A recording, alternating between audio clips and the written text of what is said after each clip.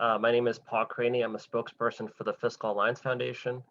And early on, when we first joined forces with the NCLA, we have been supporting this effort, not in a legal way, but rather highlighting it with our members and with the general public at large. And today's announcement, we're very pleased to continue to support. Obviously, if there's any questions at the end, I'm also happy to take them, or any follow-up questions, I'm also happy to help coordinate. But today I'm here in a supportive role for NCLA and Mike, and I wish them a tremendous amount of success in what they are about to hopefully accomplish. Thank you, Mike. Thanks, Paul. I appreciate the support. Welcome, everyone. Thank you for your interest in this case. I'm happy to announce the new Civil Liberties Alliance will be filing a petition for a writ of certiorari in the United States Supreme Court today on behalf of the entrepreneurs, the pastors, the school headmaster, the plaintiffs in Desrosiers versus Baker. And so just to cover a little bit of what we're doing with this petition, why are the plaintiffs now petitioners? Because they are asking the United States Supreme Court to use its discretion to take up the issues that are left related to federal constitutional rights of the petitioners decided by the Supreme Judicial Court. We've identified really three particular errors, three particular reasons why we think the United States Supreme Court should take up this case. First of all, there's an issue of free assembly. So you have a right under the First Amendment of the United States Constitution to peaceably assemble. We brought that issue before the Supreme Judicial Court in Massachusetts, but they held that the governor's orders were reasonable. The issue here being that the Supreme Judicial Court used an exceedingly lax standard in trying to adjudge the plaintiffs, then plaintiffs, rights to assemble. What they did was they had used they reversed the order of considering what is content neutral and therefore what is a reasonable restriction on the right to peaceably assemble. They assumed that because Governor Baker's goals, public health, are neutral in and of themselves, therefore the orders are content neutral. That's not the case. No case law in the Supreme Court jurisprudence suggests that you can simply skip past a true content neutral analysis in that way, especially given that the governor's orders are on their face content specific. They do discriminate against different businesses. Some are essential, some are not. There are certain preferences for political and religious assemblies that don't exist for private assemblies. The second issue is also one of an overly lax standard of review for substantive due process and substantive due process rights. And that is, the court said that the governor's orders with respect to the plaintiff's due process rights are reasonably related to protecting the public health. But reasonably related is not a sufficient enough standard. Reasonably related, almost anything can be reasonably related to the public health. There must be greater scrutiny on these issues. And again, Supreme Court precedent doesn't support such a dismissive view of substantive due process rights. The Supreme Judicial Court, what they had done was they had said, well, substantive due process isn't a fundamental right. But the Supreme Court has never been so clear in dividing a line between a bucket of fundamental rights that get scrutiny and rights that don't fall into that and can fall by the wayside without any scrutiny or very little scrutiny at all. And so the third issue we're going to present to the court is more of an alternative issue. And you can see, I think, that it's related to the first two. The Supreme Judicial Court relied heavily upon South Bay Pentecostal versus Newsom, a case decided back in May 2020. And please keep in mind that the Supreme Judicial Court decided this case in December 2020. So this May case, the Supreme Court was very deferential to Governor Newsom. The Supreme Court had said that the restrictions on religious gatherings were probably within the bounds of reason. They're probably within the bounds of the Constitution. But given the dynamics of a new pandemic, just 3 months into the pandemic, the court would rather defer to the political branches. Well, that changed entirely by Thanksgiving. But by Thanksgiving, the Supreme Court had issued its opinion in the Cuomo case, in the New York case, that's Diocese of Brooklyn versus Cuomo, where they said that the Constitution does not shelter, or that the court does not shelter in place when the Constitution is under attack. Constitution doesn't lose its vitality just because there's a crisis. Indeed, we need it most when there's a crisis. So you can see how the court would have, the Supreme Judicial Court would have, having taken the South Bay Pentecostal decision, which had been superseded by Diocese of Brooklyn. They didn't use that case as the basis for the rationale, their desire to grant a lot of deference to the governor's opinion of what he needed to do to protect the public health, despite what it did to our client's civil liberties. And so with that brief summary, I think I can open it up to questions if anybody has any.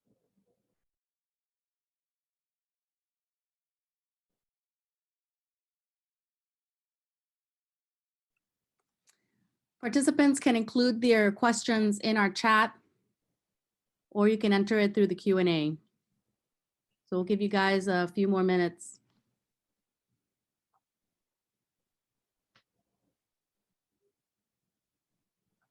We will also be putting out a press release later today with more information. And some of you have requested the recording, today's recording, for purposes of your newscast, and we are fine with that. We'll be sending that out to those who asked. So if you're interested in the recording, just let us know or email me once this is over.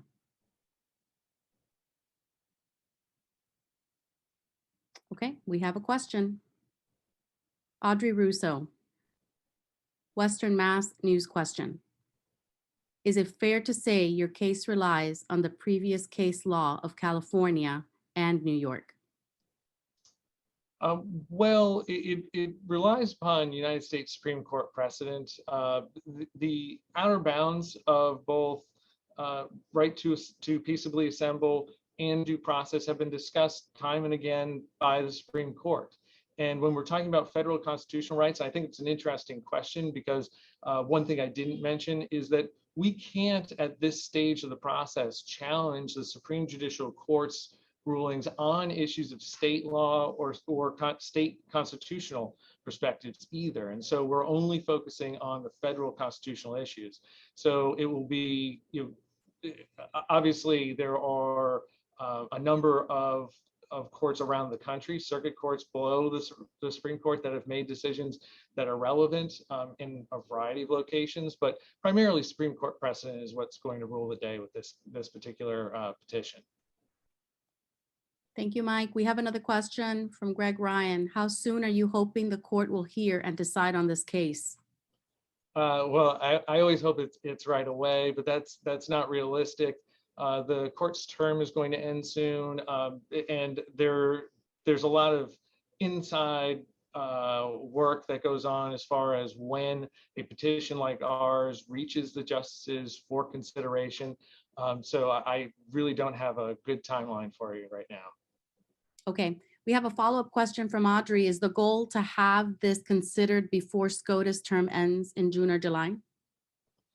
Well, I don't know that that's realistic, and we really can't control that process either. There's a lot that goes into putting a petition like this together and evaluating your best arguments and so forth, so that takes some time. And so unfortunately we had to file today. If we could have filed a week ago, we would have a better chance of reaching them before the end of the term. But I'm hopeful, but that's just something out of our control. Okay. Aaron Tiernan, have you already filed the petition and can we get a copy? The petition's in the process of being filed. It's been finalized. There are a number of things. It has to go to a printer and so forth. Copies will be available, and we will certainly be posting an electronic copy on nclalegal.org as soon as we have that.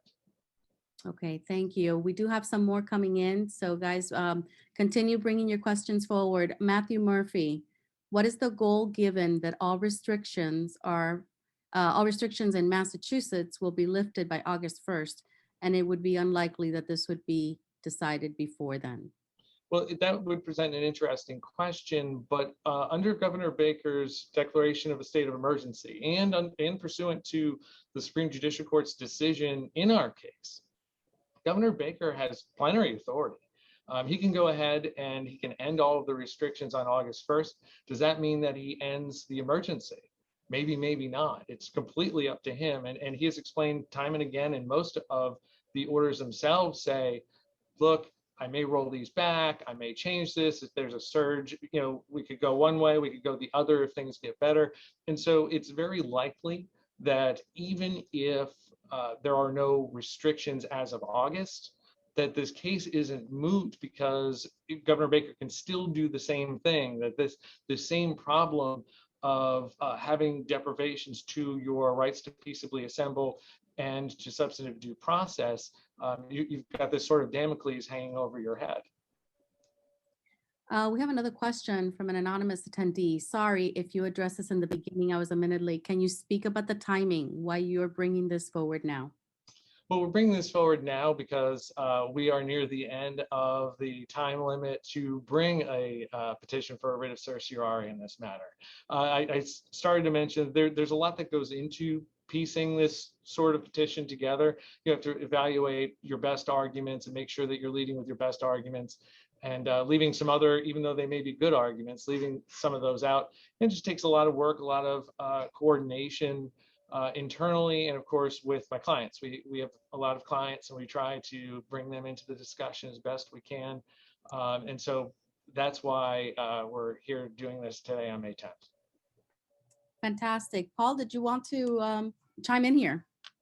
Yeah, I'll just add, I think Matt Murphy, State House News, asked a question that was relevant to the August 1st date. And obviously, being in Massachusetts, we're watching this closely, but if things stay the same, we'll be a month behind New York City, and most of the New England states right now are going to be fully reopened by Memorial Day. So for us, for the Fiscal Alliance Foundation, we support this lawsuit, since day one, including today's petition. But we also hope that the governor and the folks that influence the governor and various state house leaders will look at this and also realize that as the restrictions wind down, if you will, that they'll put in place some limitations for the future so that this basically never happens again. And that's kind of what we're looking at as well. We hope, one, that it will accelerate the reopening. Our timeline ideally would be by Memorial Day to keep in step with the rest of New England and to help seasonal businesses that make all their money right now, but also that the state house leaders, the governor, and the various people that make policy will look at this and say, we can't do this again. That we need to stick to what the state constitution says, that the pandemic order should be followed through on, the Civil Defense Act should be for something different, and that this will never happen again. So, we're hoping that there's a last chapter to this story that goes on after the August 1st deadline, which hopefully will be accelerated by Memorial Day. Fantastic. Mike, did you want to add anything to this before we close out? And reporters, please provide any questions. We're about to close out the press conference. The only thing that I would add is I would underscore what Paul just said. I mean, the important thing about this lawsuit is to make sure this never happens again, to make sure that we actually have learned something from the mistakes we've made with COVID-19. Now, surely there are some things we've done right, but there's been a lot that we've done wrong. And we see the devastation that's been wrought by many of these governor's orders. Massachusetts is not unique in that respect. And it's another reason why we really hope the Supreme Court will be interested in taking up this case, because so many of the issues in Massachusetts are common across this country. And the notion that you have to completely lock down by executive decree, in order to protect the public health and safety, just doesn't bear out in the numbers of what happened in Massachusetts or anywhere else. When legislatures are there, they're capable of taking on hearings, taking on information, and deciding what sort of remedial measures the community should take at large, instead of having governors just make law by executive decree.